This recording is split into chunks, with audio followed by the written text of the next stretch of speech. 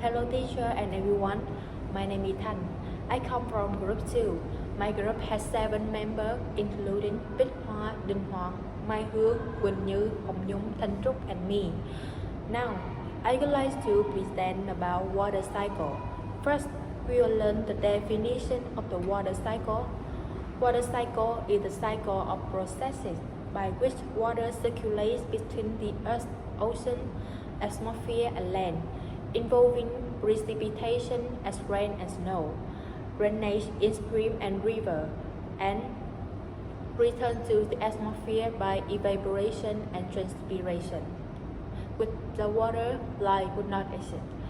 Imagine all the amount of water that we all use every day in our life. Plants and animals also use water every day. Even our factory and machine need water to run on. So, how does water on Earth not run out?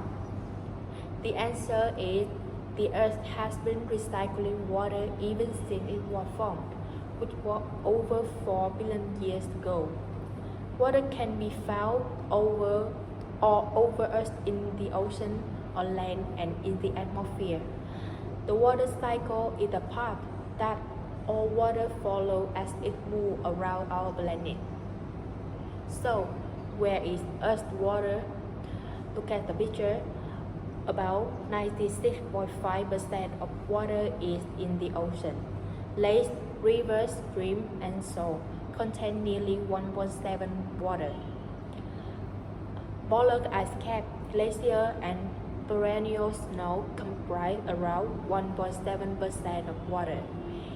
In the Earth's atmosphere, water vapor makes up around 0.01% of all the water. On Earth, we can find water in all 3 states of matter: solid, liquid, and gas.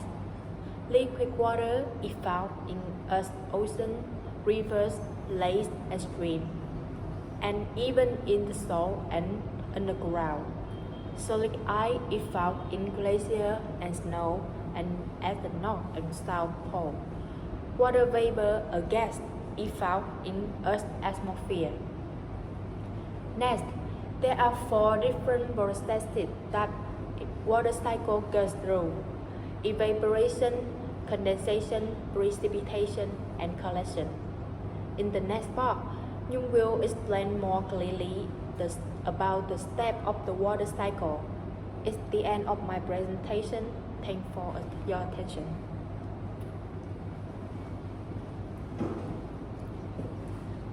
Hello everyone, my name is Phan Thị Nhung, and now I will present the first stage of the water cycle. Even the water cycle is like a circle, has no beginning or ending, we will start these processes with evaporation, one of the major processes in the cycle. First, the sun heats up the water on Earth that is 90% found in the rivers, ocean, or lakes. But evaporation can also occur in soils, snow, and ice. The evaporation from snow and ice, the direct conversion from solid to vapor, is known as sublimation. When the temperature of the water rises, some of the water turns from liquid to gas. This gas is called water vapor, and this turning process is called evaporation. Next, this evaporation occurs when water reaches a boiling point of 100 degrees Celsius. But in some places with low pressure or humidity, water can still evaporate without reaching boiling point. For example, evaporation can also occur in plants. Some water turns into vapor through the leaves of the plants. This process is called transpiration. Plants produce a large percentage of the water vapor in this atmosphere, about 5%. The water vapor rises up in the sky and settles in the atmosphere, then is gathered to form clouds. Then, the main factors affecting evaporation that are temperature, humidity, wind speed, and solar radiation. The direct measurement of the evaporation, though desirable, is difficult and possible only at point location. For instance, Water that evaporates in the atmosphere is resident for an average of 50 days. Permeable water in the water is resident for several months. Meanwhile, water in these ice caps has a residence time up to 200 years. Therefore, the residence time of water depends largely on the location and geological features of that area. Finally, for practical purposes, transpiration and evaporation from underwater, soil, snow, ice, vegetation, and other surfaces are lumped together and called evapotranspiration or total evaporation. Now we understand that there are water vapor in this atmosphere. Now, next stage will be examined in the water cycle is by Nguyễn.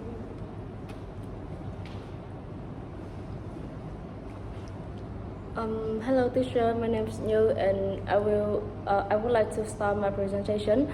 It is about condensation.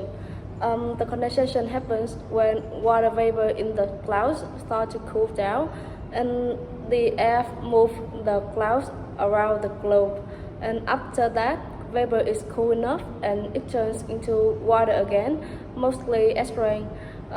This transition from gas to liquid is called condensation. And in addition to this, condensation happens in one of two ways. That is through saturation or cooling to the dew point. And the first way is condensation through saturation. It occurs when water vapors molecules collect within an air pocket, and eventually the pocket of the air cannot hold anymore. I would like to start my presentation. It is about the condensation and precipitation. And firstly, the condensation happens when water vapor in the clouds start to cool down. The air moves the clouds around the globe, and after that, vapor is cool enough and it turns into water again, mostly as rain. And this transition from gas to liquid is called condensation. And in addition to this, condensation happens in one of two ways. That is through saturation or cooling to the dew point. And the first way is condensation through saturation. It occurs when water vapor molecules collect within an air pocket, and eventually it cannot hold anymore, and the molecules which are packed so tightly and they cannot move, and then they become liquid water.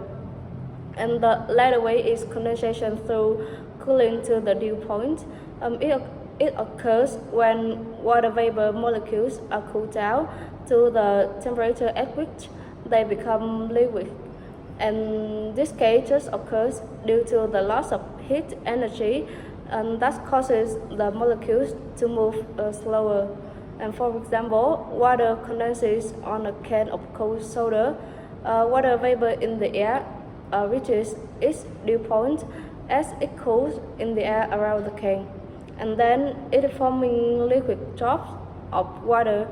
And secondly is precipitation, and this circumstance happens when too much water vapor gets condensed, and water drops in the clouds become too heavy for the air to hold, and as a result they fall down from the sky in the form of rain, sleet, snow, and hail. And the water falling process is called precipitation. And to put it simply, precipitation is water released from clouds in the form of rain, freezing rain, sleet, snow, or hail. And finally, for instance, rain happens as water vapor condenses around dust particles in clouds, and which is gradually becoming too large for the cloud and to spot and fall to the ground, and collecting even more water and growing even larger. And to conclude, precipitation is a step in the cycle where water returns to the surface from the atmosphere. And this is the end of my presentation, and next part will be presented by Đình Hoàng.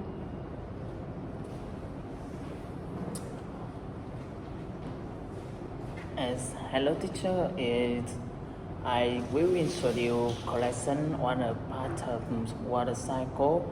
Yeah, first of all, I want to say a little that collection is the final part of water cycle, is called a collection. Normally, water cycle from the sky is collected in many ways, and then it will evaporate back into the air to begin the cycle all over again.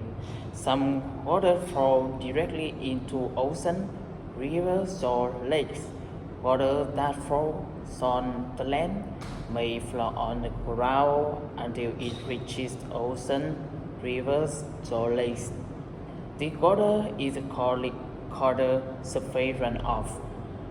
Whenever if the water flow on the land, it may evaporate again from the rivers through transpiration or mixture into the soil. From the soil, water slowly moves through the ground until it reaches a river, a lake, or an ocean.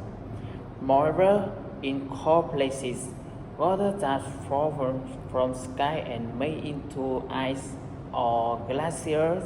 If the temperature rises, ice melt to liquid water and collects into any water bodies. According to Saharan water, the total water supply on the earth is about 13.7 billion cubic kilometers, but the vast majority of it, about 97%, is oceanic salt water, while the rest is fresh water. Because of it is not possible to consume salt water, and because desalination is for time consuming and costly, it is important for humanity to maintain a clean supply of fresh drinking water. Let's invite everyone to watch this simulation video. The next big one will continue presentation. My name is Bikwa. I will continue to present my part. In previous parts, we learned about the process of water cycle. The water cycle provides the constant source of fresh water that we need to survive. So, do you wonder if humans have impact on the water cycle? Yeah, of course, there is no doubt that the water cycle impacts our life, and people influencing water cycle too. So we have found numerous ways that human influencing water, and because the time is limited, so we just use some main ways, including greenhouse effect, deforestation, discharges, and the last one is irrigation. So now we will move on to the first way, greenhouse effect. Human activities such as burning of fossil fuels like coal and petroleum, they release a lot of carbon dioxide into the air. Greenhouse gases trapped in our atmosphere, causing global warming. And rising the Earth's temperature can bring about an increase of evaporation, melting ice, glaciers, and other processes of water cycle that affect the climate on Earth, like climate change. As I know that climate change can bring about serious consequences. And the next one is deforestation. Deforestation has a huge effect on the water cycle. As we know that trees release water vapor in the atmosphere through transpiration, and it further creates a humid environment. This water vapor evaporates into the atmosphere where it accumulates before precipitating back to the earth as rain, sleet, or snow. So if trees are cut down, there is less water to be evaporated into the atmosphere, and less rain, that's all rivers. And by the way, I think government have to have imposed punishment for illegal of trees. Turning to the topic, the next one is discharges. In rural areas, the pollutants mostly include pesticides, herbicides, fertilizers, and in urban areas, the pollutants including gas, oil, fertilizer, pesticide, document waste. These wastes are released into natural environment. This causes acid rain, for example. When you burn coal and oil will produce toxic gases, and these toxic gases will be dissolved into the air to form acids. So when it rains, the acid particles mix with the rainwater to form acid rain. And the last one is irrigation, which includes increasing human population. Our demands have increased. We need more food, and to produce more food, we need more water. Irrigation is the artificial watering of land and is used for watering land that does not get enough rain. Irrigation removes water from its natural sources and often causes leaching and runoff in the land where it's used.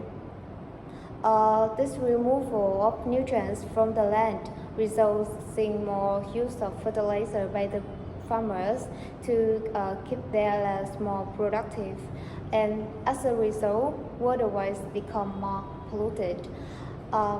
My part is finished, and the next part will be presented by Thanh Trúc. Hello teacher, I would like to continue my group presentation. The water cycle with the part why is the water cycle important. The water cycle is important because it leads to the distribution of water over the land surface, cleans the water, supports plant growth, and facilitates agriculture and maintains aquatic ecosystems. And the water cycle promotes civilization and human development. And the following are some of the important contributions of the hydrological cycle. And the water distribution, the hydrological cycle facilitates the distribution of water on the Earth's surface, cycle of taking seawater and irrigating the land surface through precipitation. In addition, the presence of rivers and streams on the surface of the earth helps to distribute water in this regard. Without the hydrological cycle, water would be restricted in the seas and oceans, resulting in arid and arid land. Clean water, the oceans, seas, and some saltwater reservoirs are not suitable for human habitation. Such evaporation of water has in the purification process are source and other impurities are left behind. Furthermore, the permeation of surface water into the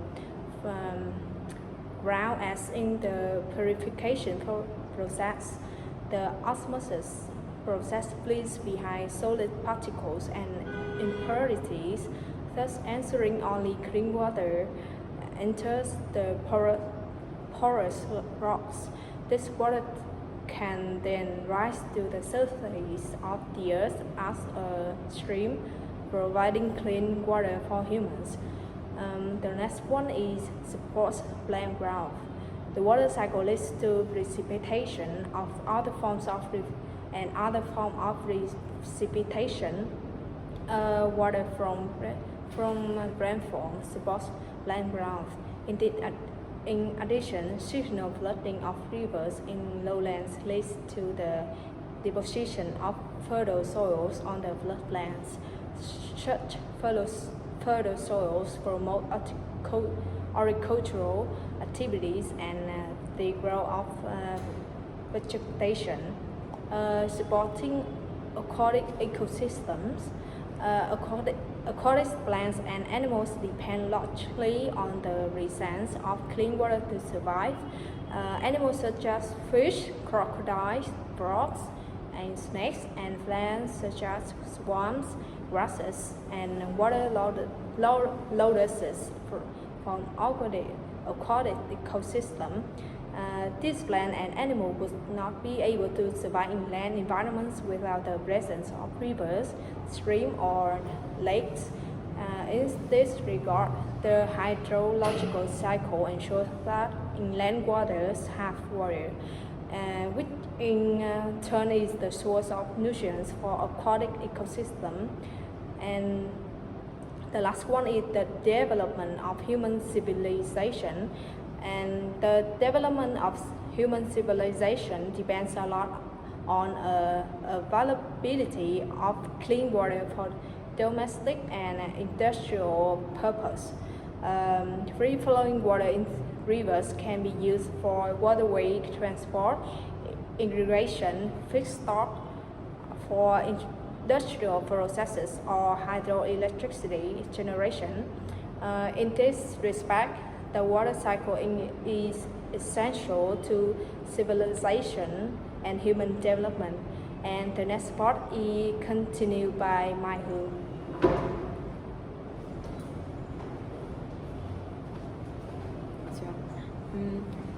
After the other members talk about the water cycle, I would like to conclude our presentation.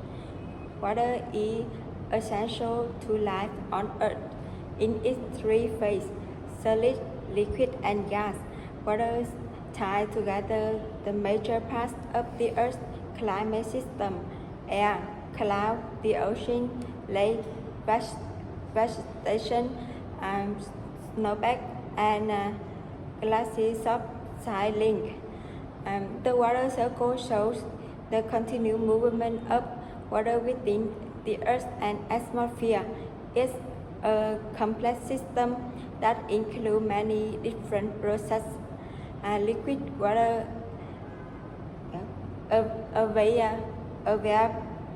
evaporate into water vapor, condense to form cloud, and precipitate back to Earth in the form of rain and snow. Water in different phases move through the atmosphere. Liquid water flows across land, into the ground, and into the ground infiltration and percolation, and through the groundwater. Groundwater move into plant and evaporate from plant into the atmosphere. Transpiration, slick ice and snow can turn directly into gas. Sublimation, the opposite can also take place when water vapor becomes solid. And deposition, this cycling of water is intimately linked with energy exchange among the atmosphere, ocean, and land that determine the Earth's climate and cause much of natural climate variability. The impact of climate change and variability on the quality of human life occur primarily through change in the water cycle. This is the end of our presentation. Thanks for listening.